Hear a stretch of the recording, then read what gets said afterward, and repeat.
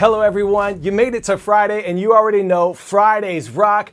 Now this is a last show of 2022 and one thing making it extra special is that you helped write it. See if you can find your word that you sent me via social media sprinkled somewhere within. I'm Coy, this is CNN 10. Let's finish this week strong. We start with news on the economy, specifically the labor force. Employers need workers, and that's good news. There's nearly 2 job openings for every job seeker. The shortage of workers in the United States has many employers ready to fight to retain talent.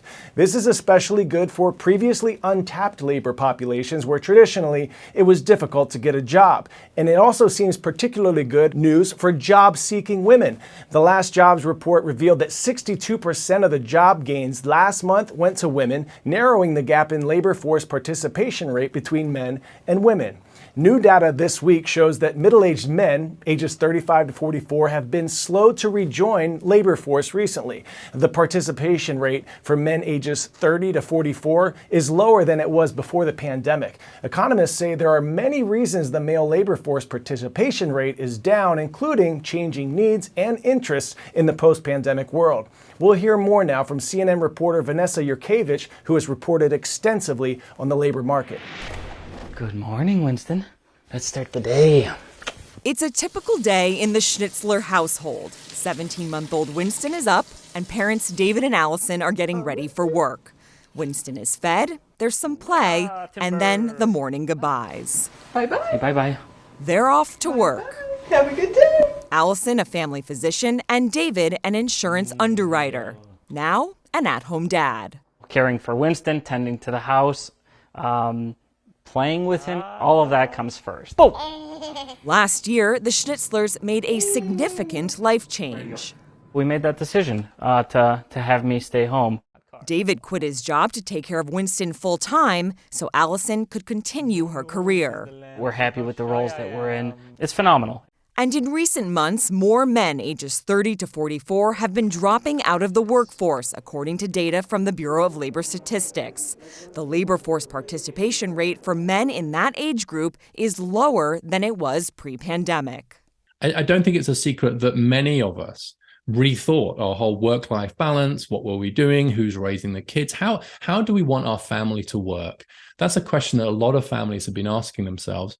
And more women in recent months, ages 30 to 44, are participating in the labor force, and at a higher rate than pre-pandemic, according to Labor Department data.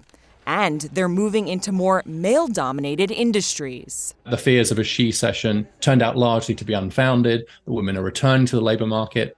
It's becoming increasingly common to see women, for example, having project management roles or generally management positions within construction. Women like Ava Sadohat. I knew I wanted to work in construction management. Sadohat joined the construction industry 2 years ago as a project engineer. Today, women make up just 14% of the construction industry, but it's the highest on record. I think it was definitely intimidating. My only knowledge of the construction industry was that it was pretty heavy and male-dominated. But the more that I started working in the industry and the more people I came into contact with, I think I realized pretty quickly on that there's a place for everyone in construction. 10-second trivia. The term Metaverse was coined by a science fiction writer, the founder of Facebook, a programmer at Google, or a college professor. In 1992, the term Metaverse was coined by sci-fi writer Neil Stephenson. Ever since its inception, the Metaverse has had many people flummoxed, even flabbergasted. Is it simply like a video game, or could it evolve actually into a common way of life? In the Metaverse, you can virtually be transported from your couch to a classroom, from a living room to a work luncheon. You could walk alongside a hippopotamus on safari, or wear a spinny hat and get rambunctious with friends at a concert by Bieber, Drake, and The Weeknd. And you wouldn't even have to leave your room. And while this technology is catching up with fantasy, it's still being built and is constantly evolving. CNN reporter Anna Stewart has more from Dubai. Remember this movie? The Oasis.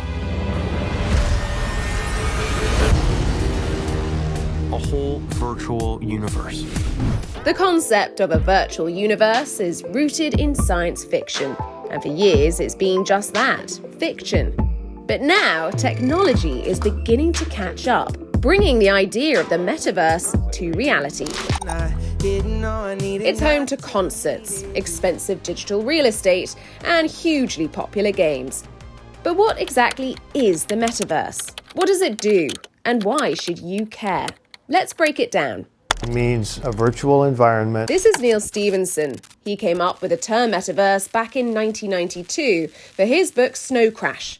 Back to you, Neil. Where large numbers of people can get together and interact with each other, not as they are, but through avatars, which are kind of the three-dimensional representations. Ta-da!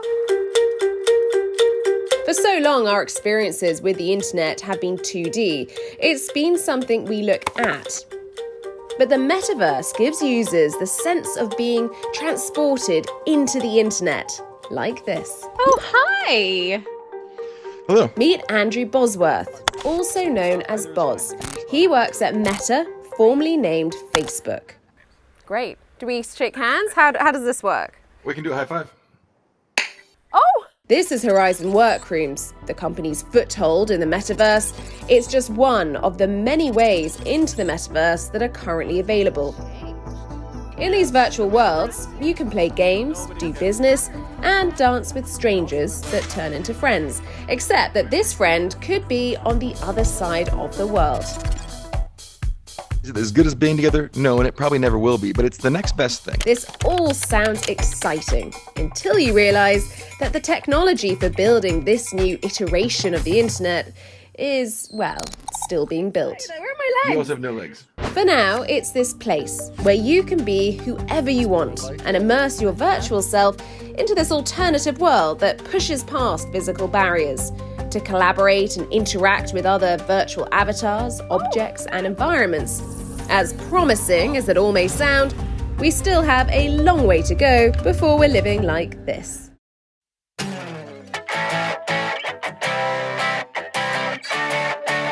And for today's 10 out of 10, a viral reunion viewed more than 10 million times. Baby Kucheza struggled to breathe after Mama Mahale gave an emergency C-section birth at the Sedgwick County Zoo in Kansas. Fortunately, doctors saved baby Kucheza, a sweet, adorable little chimpanzee.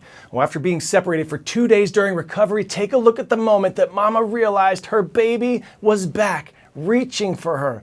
You can feel the relief. Mama swooping her baby up, cuddling her safely in her arms. That is love. As I mentioned earlier, this is our last show of the year, so special shout out to Mrs. Barnes' class at Hopewell Middle School in Milton, Georgia. Also a special shout out to our small but mighty CNN team, Jackie, Maya, Nader, and Jeremy. They work so hard, care so hard to make this the best 10 minutes in news for you. And I speak for all of us when I say thank you for all the love you've shown. We love learning and growing with you, being unified, inspired, and uplifted by the stories we share. We're gonna miss this while we're on a break for the holidays. We're back January 9th, and we wish you many blessings and a happy holidays. Let's finish this year strong so we can take boundless energy into 2023. We leave you now with some of the powerful images of the places, people, and stories we learned about together. I'm Coy Wire, and it's been a blessing to spend 2022 with you.